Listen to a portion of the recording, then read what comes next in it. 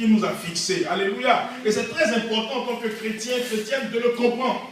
Si Dieu ne nous discipline pas, premièrement, nous ne sommes pas ses enfants, et nous allons le voir tout au long de ce message. Si Dieu ne nous discipline pas, vous et moi, malgré le fait que nous avons levé notre main quelque part et que nous avons fait, comment on appelle, la récitation, la confession de foi pour le salut, nous allons tous en faire. Si Dieu ne nous discipline pas, Amen. Hébreux chapitre 12, le verset 10, dit, nos pères nous châtiaient pour peu de jours, comme ils le trouvaient bon. Mais Dieu nous châtie pour notre bien, afin que nous participions à sa sainteté. Alléluia. L'auteur de ce texte-là dit précisément dans ce verset 10 du chapitre 12 de son épître aux Hébreux, il dit que nos pères naturels, nos parents naturels, nous châtiaient pour peu de jours, et comme ils le trouvaient bon. Ça veut dire quoi? Ça veut dire que nos parents nous disciplinaient, nous éprouvaient, nous châtiaient, nous corrigeaient, comme ils le voyaient, selon leur humeur. Souvent même, ce n'était même pas justifié. Alléluia. Nous tous, la plupart d'entre nous ici, nous sommes des parents d'enfants, n'est-ce pas? Nous sommes des parents. Est-ce que, honnêtement, est-ce que souvent nous n'avons pas châtié nos enfants simplement parce que nous étions de mauvaise humeur? Est-ce que nous n'avons pas châtié nos enfants simplement parce que nous voulions les châtier et sans aucune raison valable? Voyez? Donc nous sommes des parents imparfaits et néanmoins nous disciplinons nos enfants. Alléluia. Mais la Bible dit que Dieu n'est pas un Dieu parfait, ce n'est pas un Père imparfait, au contraire c'est un Père parfait. Et s'il nous discipline, ce n'est pas selon des humeurs ou selon ses humeurs, ce n'est pas pour de la vanité ou pour rien, mais c'est pour que nous participions à sa sainteté. Alléluia. La discipline de Dieu a pour but ta sainteté.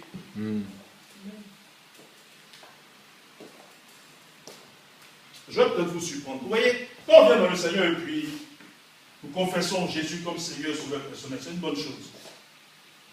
Dieu t'accorde le salut, mais il n'est pas compris. Ce salut-là n'est pas compris. Alléluia. Parce que si dans ta marche, tu n'as pas été capable de te rendre humble et de permettre à Dieu de te discipliner, et que tu meurs dans un état de péché, soit dans le mensonge, l'hypocrisie ou je ne sais quoi d'autre, dans l'orgueil et toutes ces choses-là, directement tu vas dans un endroit où ce n'est pas auprès du Père. Qui me suit? Et c'est pour cela que Dieu a besoin de nous discipliner. Et c'est important de comprendre cela. La discipline du Seigneur a pour fin la sainteté. Alléluia. Et nous allons voir 3 points dans cette étude rapidement. 3 points. Amen, que vous allez noter. Alléluia. Vous allez comprendre que la sainteté est une gloire. Beaucoup de personnes, beaucoup de chrétiens pensent que non, la sainteté c'est quelque chose de méprisable.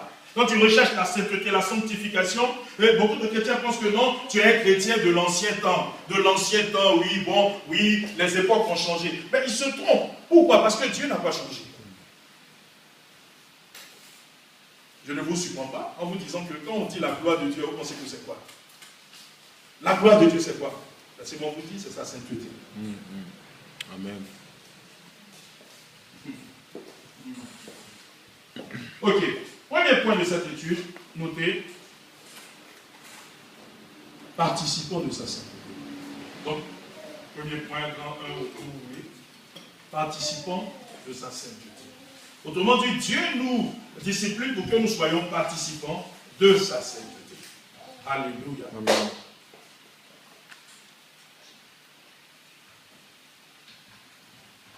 Alors, quelqu'un pourrait se poser la question, mais quel bénéfice nous avons? Quel avantage nous avons le fait que Dieu nous discipline? Amen. Quel bénéfice? Amen. Allons-y, on va voir 3 textes. Premier texte, 1 Thessaloniciens, chapitre 4, le verset 2 à 8. Je vais lire 1 Thessaloniciens, chapitre 4, le verset 2 à 8. 1 Thessaloniciens, chapitre 4, le verset 2 à 8. Alléluia. Je lis rapidement 1 Thessaloniciens, chapitre 4, le verset 2 à 8. Il dit, vous savez, en effet, quel précepte nous vous avons donné de la part du Seigneur Jésus. Ce que Dieu veut, c'est votre sanctification. Amen. En fait, le but de Dieu, l'objectif de Dieu, c'est notre sanctification. Autrement dit, c'est notre mise à part, ou encore d'autres termes, c'est notre sainteté. Voici ce que Dieu attend de nous. Voici ce que Dieu veut de nous. Alléluia. Amen. Quand la Bible dit que Dieu veut que vous portiez du fruit, vous pensez que c'est de quel fruit Dieu parle? Quand on dit du fruit digne du royaume, c'est quoi? Pas seulement que la repentance, c'est la sainteté. Parce que ceux qui habitent dans le royaume de Dieu, qui sont dans le royaume de Dieu, que ce soit des anges ou les personnes qui sont décédées, on les appelle des quoi? Des saints. Ce sont des personnes qui sont saintes comme Dieu est saint. Alléluia. La sainteté est le caractère du Père. Et le caractère de Dieu. C'est sa nature. C'est son comportement. Alléluia. Amen. Donc ce que Dieu veut, c'est votre sanctification. Et là, écoutons la suite. C'est que vous vous absteniez de la débauche. Autrement dit, de l'immoralité sexuelle. De la débauche, des choses qui ne glorifient pas le Seigneur. Alléluia.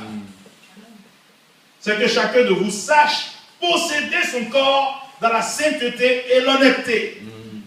Sans vous livrer à une convoitise passionnée, comme font les païens qui ne connaissent pas Dieu. Dieu veut qu'à compter de cet instant où tu entends ce message, que tu saches que tu es différent d'un païen. Parce que les païens ont leur père, mais lui, tu es son enfant et tu dois avoir son caractère. Un père normal, qui est normalement constitué, qui a toutes ses facultés, désire que son enfant lui ressemble, désire que son enfant ait son caractère. Il en est de même pour Dieu. C'est pourquoi dans le livre de Lévitique, chapitre 19, le verset 2, il dit « Je suis saint, vous serez saints ». Autrement dit, ce qui va justifier la filiation, la parenté entre toi et moi, c'est mon caractère en toi. Amen. Je suis saint, tu dois être saint. Alléluia. Tout à l'heure, Dieu me parlait dans le cœur. Il me parlait de son amour. Il dit, vous voyez, il me dit, mais tu vois, pour prouver mon amour à ton égard, j'ai donné ma vie. Mais l'amour que j'ai manifesté, c'est agapao. Un amour sans condition. Et cet amour-là, je l'ai mis en toi. Et en chacune des personnes qui m'ont confessé comme Seigneur sur leur personnel. Et ce que j'attends de leur part, parce que l'amour agapao attend quelque chose, c'est inconditionnel, c'est vrai, c'est sans intérêt. Mais si vous comprenez la parole de Dieu, et que vous lisez le livre de Romains chapitre 12, le verset 1, la Bible dit offrez vos corps. Dieu aussi attend de ta part un geste, parce que l'amour agapao sacrifie quelque chose. Alléluia. Il ne veut pas des gens qui parlent en langue. Il ne veut pas des personnes qui manifestent les dons. Mais il veut l'offrande, le sacrifice de ta vie. Amen.